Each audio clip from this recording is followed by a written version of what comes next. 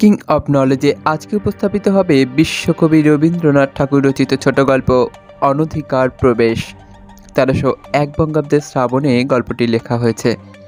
ছোট গল্পের সংকলন গ্রন্থ গল্পগুচ্ছে গল্পটি সংকলিত হয়েছে। চলুন শুরু করি আজকের গল্প অনধিকার প্রবেশ।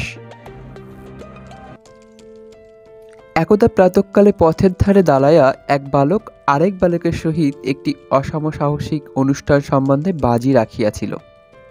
ঠাকুরবাড়ির মাধবী বিতান হইতে ফুল তুলিয়া আনিতে পারিবে কিনা ইহাই লইয়া তর্ক। একটি বালক বলিল পারিব, আরেকটি বালক বলিল কখনোই পারিবে না। কাজটি শুনিতে সহজ, অথচ করিতে কেন সহজ নহে তাহার বৃত্তান্ত আরেকটু বিস্তারিত করিয়া বলা আবশ্যক। পরলোকগত মাধবচন্দ্র তর্কবাচস্পতির বিধবার স্ত্রী জয়কালী দেবী রাধানাথজিওর মন্দিরের অধিকারিণী। অধ্যাপক মহাশয় টোলে যে তর্কবাচস্পতি উপাধি প্রাপ্ত হইয়াছিলেন, পত্নীর নিকটে একদিনের জন্য সে উপাধি সপ্রমাণ করিতে পারেন নাই। কোন কোন পণ্ডিতের মতে উপাধির সার্থকতা ঘটিয়াছিল, কারণ তর্ক এবং বাক্য সমস্তই তাহার পত্নীর অংশে পড়িয়াছিল। তিনি প্রতিরূপে তাহার সম্পূর্ণ ফলভোগ করিয়াছিলেন। সত্যের অনুরোধে বলিতে হইবে, জয়কালী অধিক কথা কহিতেন না, কিন্তু অনেক সময় দুটি কথায়, এমনকি নীরবে অতিবড় প্রবল মুখ বেগও বন্ধ করিয়া দিতে পারিতেন।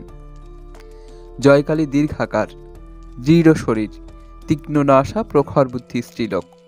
তাহার স্বামী বর্তমানে তাহাদের দেবত্ব সম্পত্তি নষ্ট হইবার জো হইয়াছিল।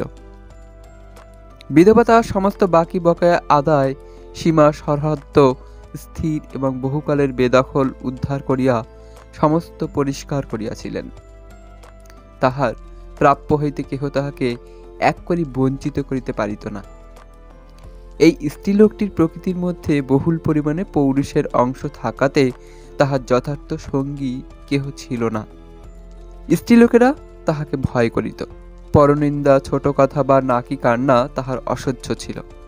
পুরুষেরাও তাহাকে ভয় করিত, কারণ পল্লীবাসী ভদ্র পুরুষদের চণ্ডীমণ্ডপগত অগাধ আলস্যকে তিনি এক প্রকার নীরব ঘৃণাপূর্ণ তীক্ষ্ণ কটাক্ষের দ্বারা ধিক্কার করিয়া যাইতে পারিতেন, যাহা তাহাদের স্থূল জড়ত্ব ভেদ করিয়াও অন্তরে প্রবেশ করিত।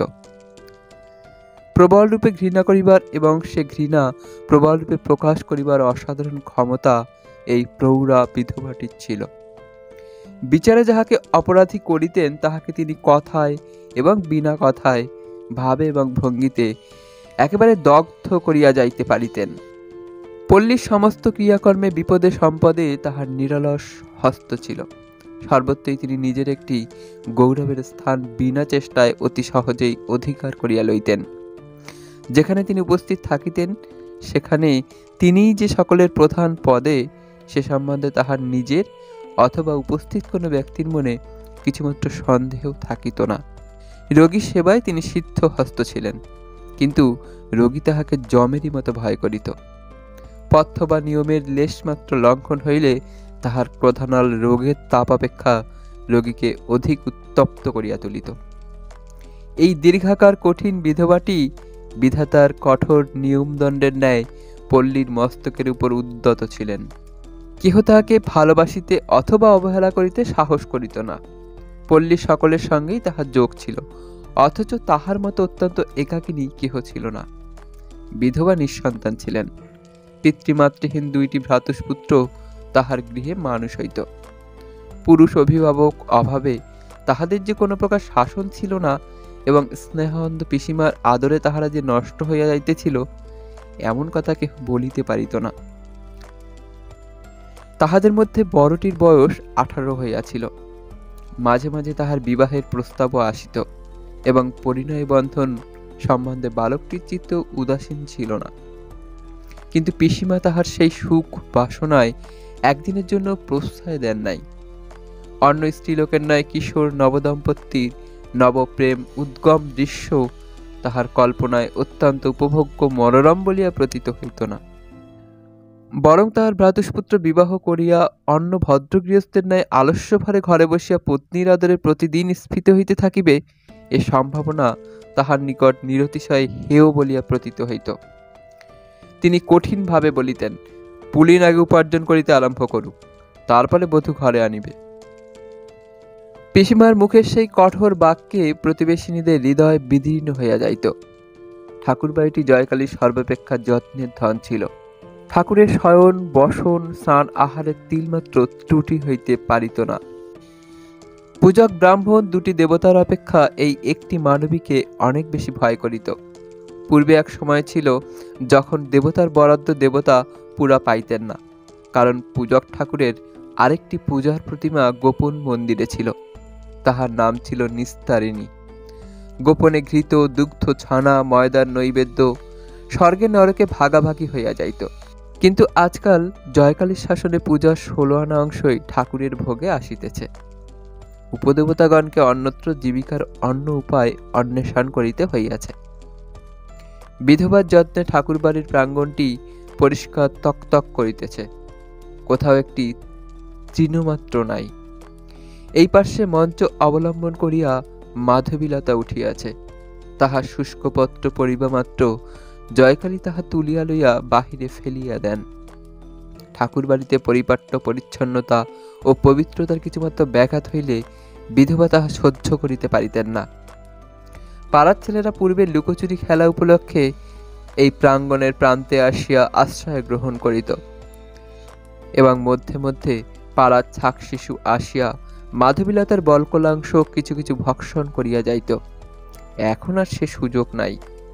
পর্বকাল ব্যতীত অন্যদিনে ছেলেরা প্রাঙ্গণে প্রবেশ করিতে পাইত না এবং ক্ষুধাতুর ছাক শিশুকে দণ্ডাঘাত খাওয়াই আই দ্বারের নিকট হইতে তার স্বরে আপন অজজননীকে আহ্বান করিতে করিতে ফিরিতে হইত।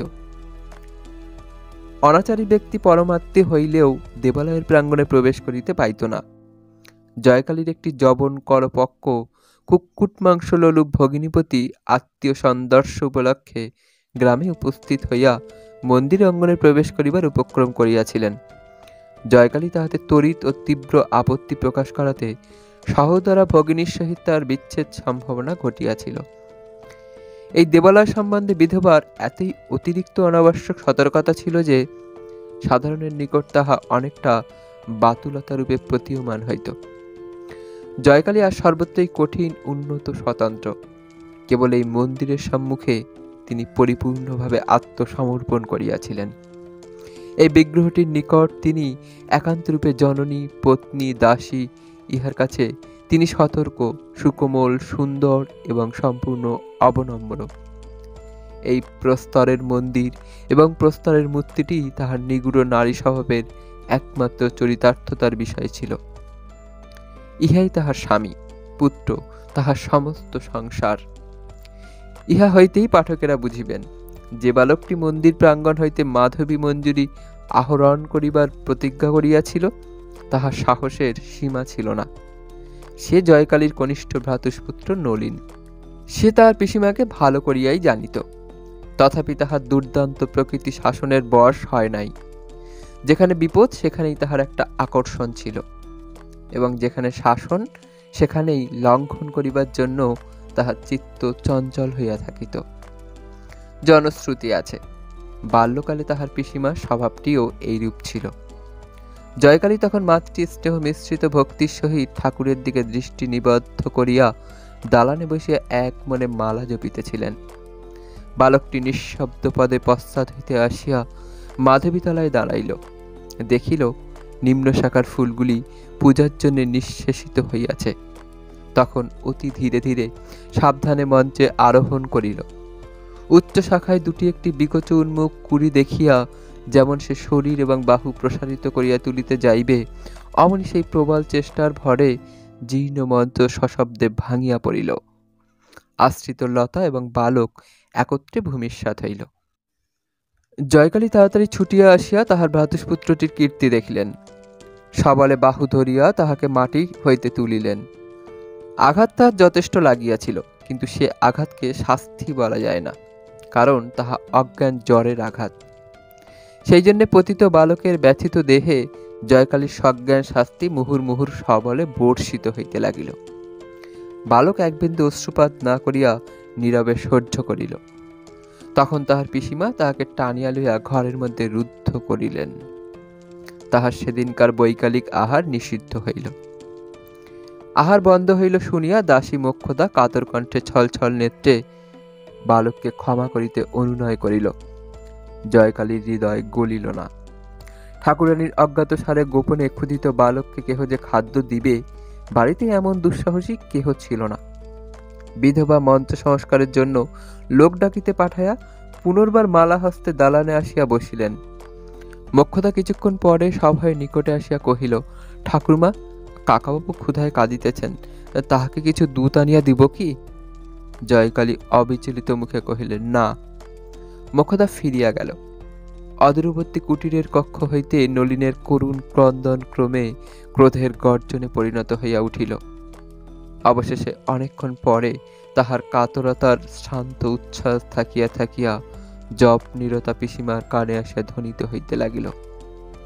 নলিনের আর্তকণ্ঠ যখন পরিশ্রান্ত ও মৌনপ্রায় হইয়া আসিয়াছে, এমন সময় আরেকটি জীবের ভীত কাতর ধ্বনি নিকটে ধ্বনিত হইতে লাগিল, এবং সেই সঙ্গে ধাবমান মনুষ্যের দূরবর্তী চিৎকার শব্দ মিশ্রিত হইয়া মন্দিরের সম্মুখস্থ পথে একটি তুমুল কলরব উত্থিত হইল। সহসা প্রাঙ্গণের মধ্যে একটা পদশব্দ শোনা গেল। জয়কালী পশ্চাতে ফিরিয়া দেখিলেন, ভূ পর্যন্ত মাধবীলতা আন্দোলিত হইতেছে। সরোষ কণ্ঠে ডাকিলেন, নলিন। কেহ উত্তর দিল না। বুঝিলেন অবাধ্য নলিন বন্দিশালা হইতে কোনো ক্রমে পলায়ন করিয়া পুনরায় তাহাকে লাগাইতে আসিয়াছে। তখন অত্যন্ত কঠিনভাবে অধরের উপরে ওষ্ঠ চাপিয়া বিধবা প্রাঙ্গণে নামিয়া আসিলেন। লতাকুঞ্জের নিকট পুনরায় ডাকলেন, নলিন। উত্তর পাইলেন না। শাখা তুলিয়া দেখিলেন একটা অত্যন্ত মলিন শূকর প্রাণভয়ে ঘন পল্লবের মধ্যে আশ্রয় লইয়াছে। যে লতাবিতান এই ইষ্টক প্রাচীরের মধ্যে বৃন্দা বিপিনের সংক্ষিপ্ত প্রতিরূপ, যাহার বিকশিত কুসুম মঞ্জরীর সৌরভ গোপীবৃন্দের সুগন্ধি নিঃশ্বাস স্মরণ করাইয়া দেয় এবং কালিন্দী তীরবর্তী সুখবিহারের সৌন্দর্য স্বপ্ন জাগ্রত করিয়া তোলে, বিধবার সেই প্রাণধিক যত্নের সুপবিত্র নন্দন ভূমিতে অকস্মাতেই বিভৎস ব্যাপার ঘটিল। পূজারী ব্রাহ্মণ লাঠি হস্তে তাড়া করিয়া আসিল। জয়কালী তৎক্ষণাৎ অগ্রসর হইয়া তাহাকে নিষেধ করিলেন এবং দ্রুতবেগে ভিতর হইতে মন্দিরের দ্বার রুদ্ধ করিয়া দিলেন। অনতিকাল পরেই সুরাপানে উন্মত্ত ডোমের দল মন্দিরের দ্বারে উপস্থিত হইয়া তাহাদের বলির পশুর জন্য চিৎকার করিতে লাগিল। জয়কালী রুদ্ধ দ্বারের পশ্চাতে দাঁড়াইয়া কহিলেন, যা বেটারা, ফিরে যা, আমার মন্দির অপবিত্র করিসনি। ডোমের দল ফিরিয়া গেল। জয়কালী ঠাকুরানী সে তাহার রাধানাথ জিওর মন্দিরের মধ্যে অশুচি জন্তুকে আশ্রয় দিবেন, ইহা তাহারা প্রায় প্রত্যক্ষ দেখিয়াও বিশ্বাস করিতে পারিল না। এই সামান্য ঘটনায় নিখিল জগতের সর্বজীবের মহাদেবতা পরম প্রসন্ন হইলেন, কিন্তু ক্ষুদ্র পল্লীর সমাজ নামধারী অতি ক্ষুদ্র দেবতাটি নিরতিশয় সংক্ষুব্ধ হইয়া উঠিল। এতক্ষণ শুনছিলেন বিশ্বকবি রবীন্দ্রনাথ ঠাকুর রচিত ছোট গল্প অনধিকার প্রবেশ।